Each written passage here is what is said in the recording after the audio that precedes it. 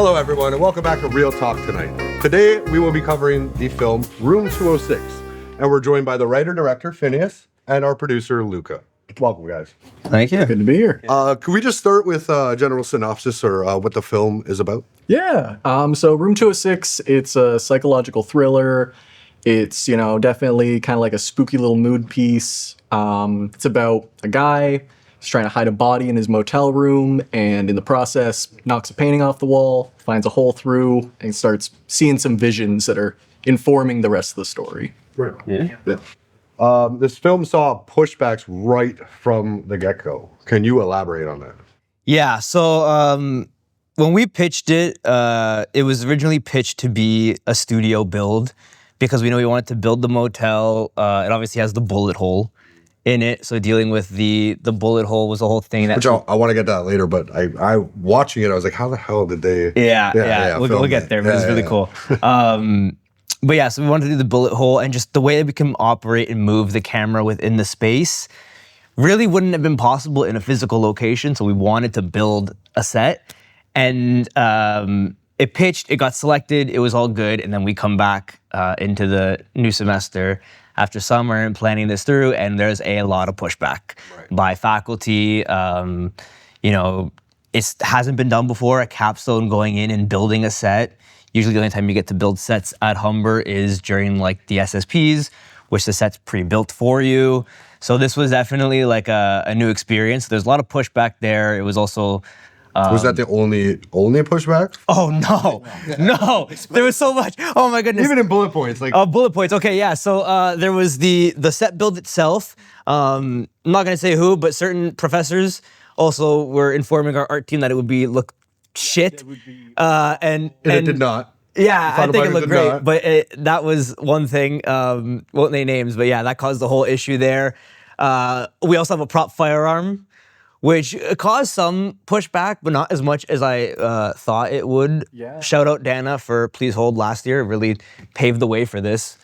I think there's multiple films that have guns in them. And I think last year we all had issues with wanting to have guns in our film, but this year it was seamlessly easy. It became really smooth, thankfully. What other pushback? I feel like there's so much that I can't remember. Yeah, there was just at every turn. They didn't want us doing the set. They said it would look bad, wouldn't be possible. We wanted locations, and then they wanted us to keep it local, and like the firearm was a whole issue. Lots of safety problems, But they were just hurdles, and you got over all of them. We did. Because we have a final product. That was really good. It's a lot of wearing down the profs and faculty to just kind of be like, let us just do it, let us do it. Second years, first years, if you guys are getting pushback from professors, just fight for what you believe in. Keep pushing. Make your case. I found that we stated a really good case as to why. And I remember at the beginning, even I was a little like hesitant on the whole set build situation, and I went to our professor Robin and I was like, yeah, Finn wants to build a set. And I was like, oh God, like help me. And then she at first was like, I don't hate the idea. Yeah. It caused pushback by my other faculty, but and so hopefully this is an opportunity for the future years to be able to be like, oh, they did it, so take initiative. They did it, so why can't we? What was the absolute most stressful moment where you felt that this film might not? I'm not saying the name. You can say it if you want. I'm not saying the damn name. It pisses me off to say it. God, so most stressful moment. We lost a lot of time on day 2. We hit a lot of those hurdles just back to back to back to back. And it ended up being, we finished the day and we all sat down and we kind of had a moment of like, okay, we need to break this down. We need to figure out what to do. Yeah, the jib. You don't have to break it down. I think we actually have someone to help us break it down. Everybody, out of the way. Welcome our AD Armand and his giant whiteboard. Yeah. Yes. Okay. So you know what? The word jib just makes me like pissed off. Sorry, but I am so delighted to introduce The Last Resort, which we all stayed for extra 4 hours, 3 hours? I think it was 3 hours. 3 hours. 3 hours after we wrapped. Yes. So we wrapped, we had a 12-hour shoot, and then we created this form of art. Okay, let me break this down. So we fell behind an actual full scene, which is scene 11, by the way, right there. The longest scene. Yes, it's the longest scene. It's the climax. So we were like, we're screwed. We're screwed.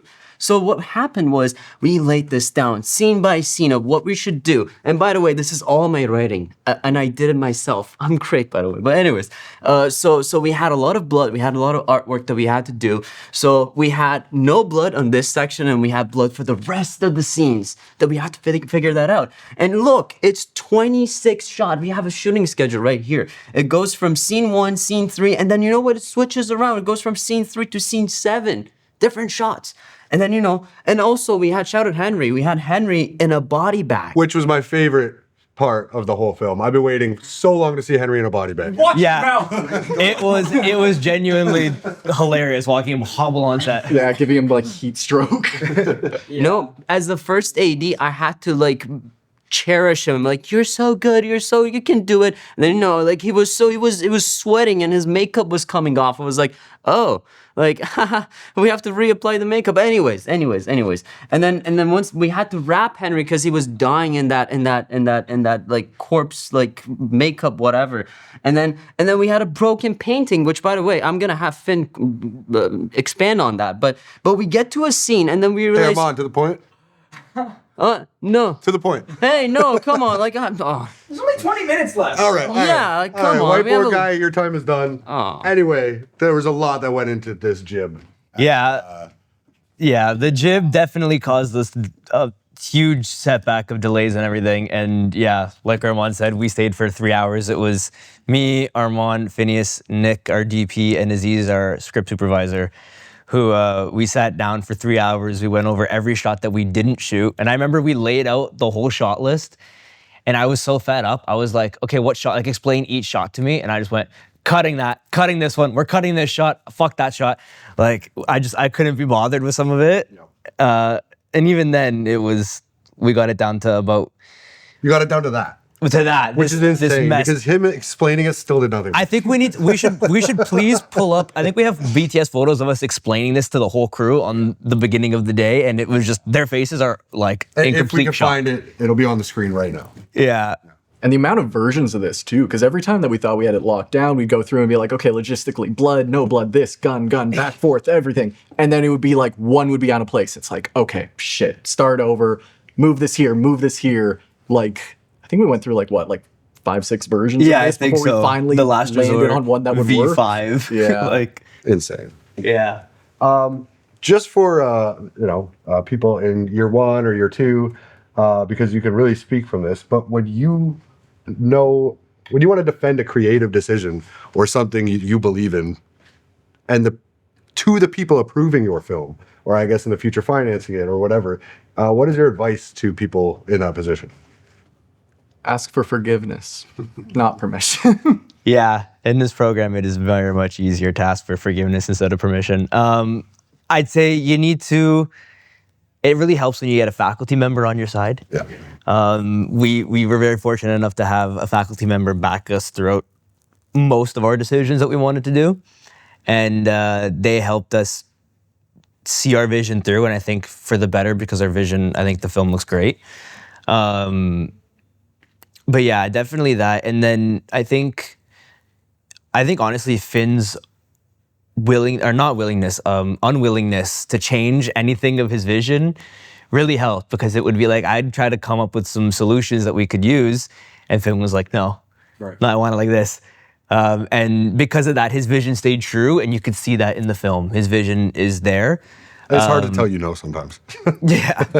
So yeah, it definitely is like, Finn's great at like, you bring him a logical reasoning, and if it works with his vision, he'll listen to it. But if it doesn't, he'll tell you straight up like no. And I think that that's really helpful because his vision stays true. So working with Finn was really great on that aspect, and it helps when you have someone who knows what they want. So you guys had a very, very meticulous marketing plan. Yeah. Now that it's been out, so sorry you guys, if you guys didn't see it earlier this week, I don't know where to tell you to watch it, but Hopefully at a festival soon. what went into developing the marketing plan, and how much of it do you want to talk about here or give away? Yeah, so I think I've been very big on viral marketing campaigns. I love seeing when films market their films in very different ways. I remember, I think of most recent memory of something was like the Batman's marketing, where they have that whole like website and like all those codes at the end of their trailers that like would bring you to this website, and on their poster, Smile, when they would have everyone in the baseball game smiling. In the crowd, and yeah. different things like that. These different viral marketing strategies very much enticed me, and I felt like for the film, because it's such a simple premise and the script is very simple but adds so much complexities to it, I didn't want to get into too much of it. So it was, how can we entice people to watch this film without them even really realizing it's a film and what it's about? So we're like, we're gonna give them, okay, there's a motel, there's a room 206, and that's about it. The sound design is very good in this. Who is the mastermind behind this, or was it a team, or was it one of you, or? Very much Karen. Very much Karen and Very Caleb. much. Yeah, the sound team for real. I remember we always sort of knew what we wanted to do in terms of this surreal environment. But when we sat down for our first spotting session, like Karen and Caleb were just like, yeah, we're gonna do this and we're gonna move this around, and really like Karen's really, really good at layering like 140 tracks for like a 5-minute film for like some reason. Shout out Karen.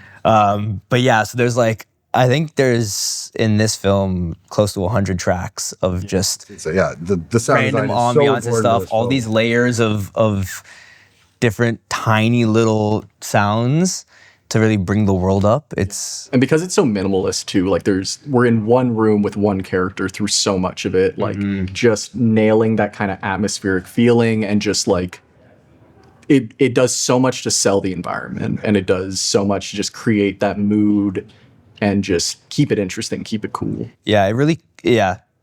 It comes down to like when you're watching the film, like, you know, for future filmmakers, what you'll see is you're watching your film back, and you're like, you go over like one pass and you add in all the stuff that you think should be there, and then it really becomes a creative decision of like, well, what if we add this? What if we add these noises to the background? Like, we hear dogs barking, and then we can tell a time difference because now it's like quiet and there's no cars on the road, and you're layering all these little stuff to make the world come alive. Adding more flies as the body kind of sits in the tub. So it's a long process of going back through multiple takes and multiple passes over the sound design.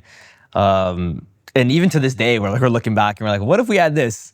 And it's like, You'll probably do that forever. it's a little late now, but it's like, you know, we still go back and you still think about these new stuff as you watch it every single time. So it never really ends. I mean, that is all my questions. Do you guys have any final words or final thoughts or anything else you wanted to share about the making of Room 206? And shout out Paulina, our production designer. Shout out. She, like, the designs and everything and the hard work that woman put into building this set. I know you and her planned out the space with Nick. We went into the studio, taped it on the floor to see the actual space. And I just remember like, okay, we're gonna get this little stuff and this little stuff. And Paulina was on Facebook Marketplace for about 20 hours a day, all day, just going through everything. And then she would go out and like go pick stuff up. And I'll never forget, I was at work one day and she's like dragging this dresser like a mile from her house, trying to make it back home. And she calls me and she's like, it's gonna take me 3 hours to wheel this thing on this dolly back. Can I call an Uber? I'm like, yes, call an Uber. What are you doing? Why are you out there? Like, why did you have to do it for help? But yeah, the set build was 3 days of building, from getting there at like 8 in the morning. We stayed till 2 in the morning every single day of building this stuff. Painting, sanding, set decking, lighting, everything. But it looked great. Shout out to the entire team of 206. Honestly, it's the project that I am most happy. Yeah, it looks great. You think it looks good? Yeah, it was wonderful. Sick. Let's go. All right. Well, thank you guys. Thank you for your time, and have a good night, everyone. Thank you. Done.